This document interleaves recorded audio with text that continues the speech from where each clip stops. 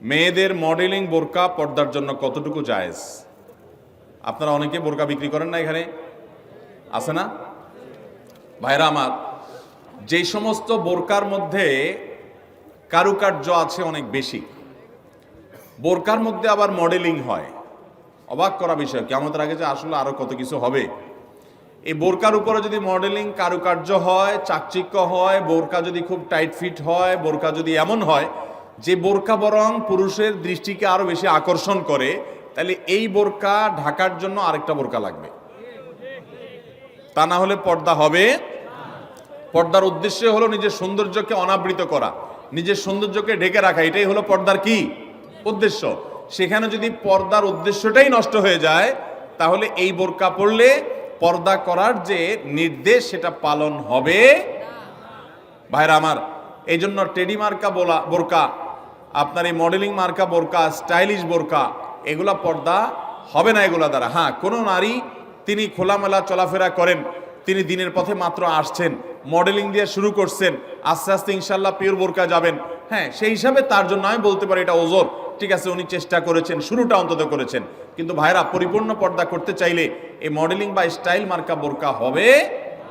আচ্ছা বলেন তো, আপনার আমার মা বোন বা স্ত্রীকে যদি আমরা বাহিরে নিয়ে যাই, তাদের সাথে আমরা বাহিরে যাই, তারা যদি খোলামেলা পোশাক পরে যায় বা এমন পোশাক পরে যায় যেটা সব পুরুষের দৃষ্টিকে আকৃষ্ট করে, তাহলে অন্য সব পুরুষরা তার দিকে তাকাইলে আপনার কাছে ভালো লাগে না খারাপ লাগে?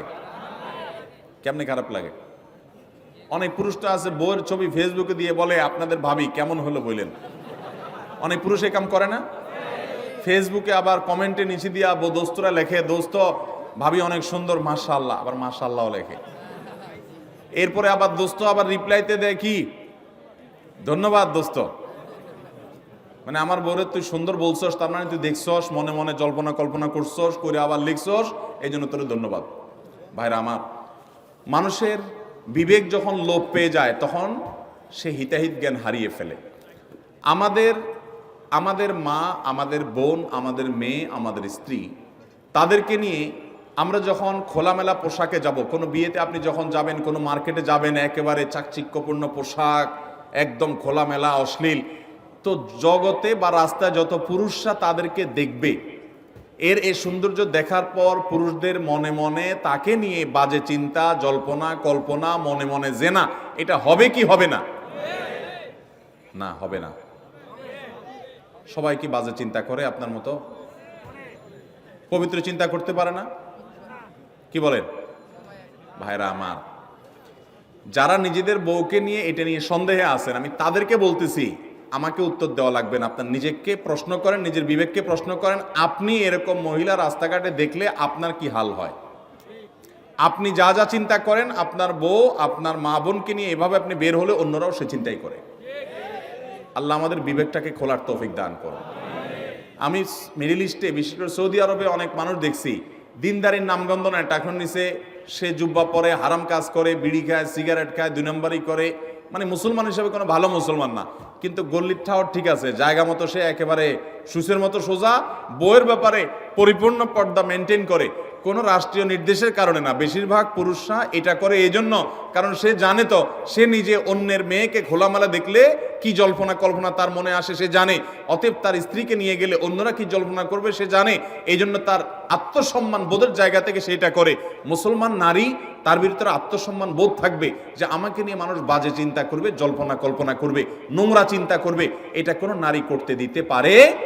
একজন খোলামেলা বেপর্দা নারীকে দেখে যত মানুষ মনে মনে তাকে জেনা করে, সে মনের কথাগুলো তো মানুষ বলতো, এই নারী জুতা দিয়ে পিটতে পিটতে রাস্তা যাইত, কিন্তু সে মনে মনে মানুষের এই জেনার কাজ সে করে যাচ্ছে। আল্লাহ আমাদেরকে পর্দার গুরুত্ব বোঝার তৌফিক দান করুন। এটা নারীর জন্য অসম্মান না, এটা নারীর জন্য বরং সম্মানের, এটা নারীর ইজ্জত রক্ষার জন্য সবচেয়ে বড় মাধ্যম। আমাদের সেকুলার, অতি সেকুলার, উগ্র নাস্তিক বন্ধুরা বলে যে হুজুরদের মনটাই খারাপ, এই বেটারা বলে মহিলাদের দেখতে বলে তাদের বলে অবস্থা খারাপ হয়, এই বেটাদের চরিত্রই খারাপ। অর্থাৎ আমাদের এই ভাইরা যারা এই সমালোচনা করতেছেন, আমাদের এই ভাইগুলোর দ্বারা মনে হচ্ছে যে ওনাদের মনের ভিতরে কোনো এই সমস্ত বাজে চিন্তা আসে না, ওনাদের মনটা একদম ফেরেশতার মতো পবিত্র। এরকম যাদের কোনো চিন্তা জল্পনা কল্পনা আসে না, এরা হয় মিথ্যুক আর না হলে রুগী। হয় এগুলারে ডাক্তার দেখাইতে হবে, পুরুষত্বের ঘাটতি আছে, আর নাহলে মিথ্যুক। আল্লাহ তাআলা সৃষ্টি করেছেন এভাবে, তোমার কোনো মনে চিন্তাই বাজে আসে না, তোমার মতো এই অসুস্থ মানুষ, তোমার তো হাসপাতালে ভর্তি হওয়া উচিত। আল্লাহ রাব্বুল আলামিন আমাদেরকে পর্দার গুরুত্ব বোঝার তৌফিক দান করুন। অনেক পুরুষ আছে নিজের বউয়ের জন্য চাকচিক্যপূর্ণ বোরকা পরে নিয়ে যান। না ভাই, আপনার বউর যত সাজগোজ সব বাসা বাড়িতে হবে একান্তে। আপনি বাইরে রাস্তাঘাটে কেন বিলে বেড়াচ্ছেন? মহর দিয়ে বিয়ে করছেন আপনি, আর রাস্তাঘাটে মানুষকে দেখা বেড়াচ্ছেন। আত্মসম্মান বোধ থাকা উচিত। আল্লাহ আমাদেরকে পর্দার গুরুত্ব বোঝার তৌফিক দান করুন। দাদার নামে নাতির নাম রাখা যাবে কিনা? দাদার নামে নাতির নাম তো পরের কথা, বাপের নামেও পোলার নাম রাখা যাবে, কোনো অসুবিধা নাই। আমাদের দেশে সবাই ইউনিক নাম খোঁজে, ইউনিক। টল্টু, বল্টু, নান্টু, পিন্টু, গিন্টু, গেংটু, কি আজিব আজিব নাম খোঁজে সব। আরে ভাই, সবাই বলে ইউনিক নাম লাগবে, আনকমন নাম লাগবে। কেন আমরা আনকমন নাম লাগবে কেন? শুনেন, সৈয়দ আবুল হাসান আলী নদভী রহমতুল্লাহ আলাই ভারতবর্ষের সবচেয়ে বড় আলেমদের একজন ছিলেন এবং মুসলিম বিশ্বের নোবেল খ্যাত কিং ফয়সাল অ্যাওয়ার্ড পুরস্কার, এটা সারা বিশ্বে, বিশেষ করে এই ভারতবর্ষে অল্প কয়েকজন মানুষ পাইছে, এর মধ্যে উনি একজন ছিলেন। অনেক বড় পণ্ডিত মানুষ ছিলেন। সারা ওয়ার্ল্ডের বড় বড় ইউনিভার্সিটি, অক্সফোর্ডের মতো ইউনিভার্সিটি, বড় ইউনিভার্সিটিগুলোতে অতিথি লেকচার হিসেবে তিনি লেকচার দিতেন এবং মদিনা ইউনিভার্সিটির উপদেষ্টা পরিষদে ছিলেন অনেক শুরু থেকে। অনেক বড় ব্যক্তিত্ব ছিলেন সৈয়দ আবুল হাসান নদভী রহমতুল্লাহ আলাই।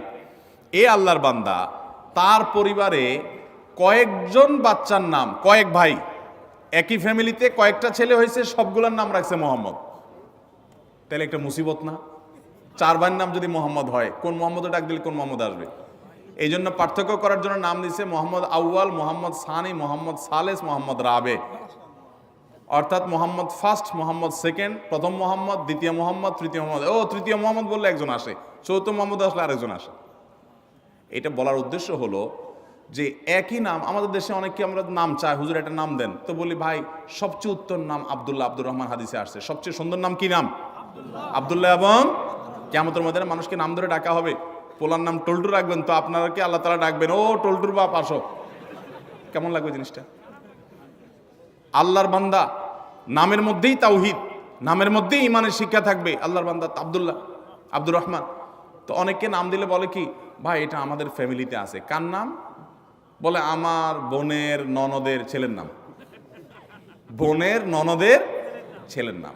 তো তোমার বোনের ননদের ছেলে আর এই ছেলে জীবনে কয়বার একত্র হবে? এসব বকওয়াস চিন্তা করতে গিয়ে মাথায় আসে। এমনকি কাছাকাছি ফ্যামিলি থাকলে অসুবিধা নেই, ভালো নামগুলো দেখে দেখে রাখতে হবে। যাই হোক, বাপের নাম এবং ছেলের নাম পর্যন্ত আরবে অনেক দেশে এক নাম আছে। তো দাদার নামে নাতির নাম রাখাতে কোনো অসুবিধা, আবার মেয়ের নাম মায়ের নামে রাখতেও কোনো অসুবিধা। অনেকে রাখে না, এটাকে ভিন্ন চিন্তা। সেটা হলো যে মেয়েকে নাম ধরে ডেকে, কথার কথা মায়ের নাম ফাতেমা, এখন মেয়ের নামও যদি আমি ফাতেমা রাখি, তাহলে একসময় বলবো ফাতেমা এদিকে কেন করছিস বেয়াদব ফাতেমা কোথাকার, তখন মার প্রতি অসম্মান হয় কিনা। এরকম ভক্তি কোথায় চলে গেছে চিন্তা করছেন? এটা বলে অতিরিক্ত সতর্ক থাকা। ওই যে একটা গল্প শুনছিলাম একবার, যে এক লোক সেলাই করতেছে, জামা কাপড় কিছু একটা সুই দিয়ে সেলাই করতেছে। তো এরকম সে নিচে সেলাই করতেছে, জানে সেলাইয়ের দোকান আছে, কেউ সেলাই করে। আরেকজন দোতলায় শুয়ে রয়েছে, তো দোতলায় সে ফ্লোরে শুয়ে রয়েছে, তো একটু পরপর সে মাথা উঠে ফেলা এরকম। তো আরেকজন বলে এরকম কেন করো? বলো যে নিচে সেলাই করতেছে এরকম করে, সতর্কতার মাইন নেই, যদি মাথা লেগে যায়। অতি সতর্ক হইতে হইতে কোন লেভেলে গেছে চিন্তা করছেন? যদি এরকম কেউ করে পাগলামি, তো সেটা যেরকম হাস্যকর হবে, ঠিক এটাও এরকম হাস্যকর হবে। আপনার ছেলের জন্য, আপনার মেয়ের জন্য সুন্দর নাম রাখবেন। আপনি অতিরিক্ত সতর্ক হয়ে, আমি মেয়ের নাম যদি ফাতেমা রাখি, আমার মার নামও ফাতেমা, তাহলে মেয়েরে ফাতেমা বলে আয়সা যদি কখনো বকাঝকা দিই, তাহলে আমার মার প্রতি বেয়াদবি হবে। এত ভালো না, এটা অতিরিক্ত ভালো না। অতএব মা বা বাবার নামে ছেলে বা মেয়ের নাম রাখাতে কোনো অসুবিধা নাই।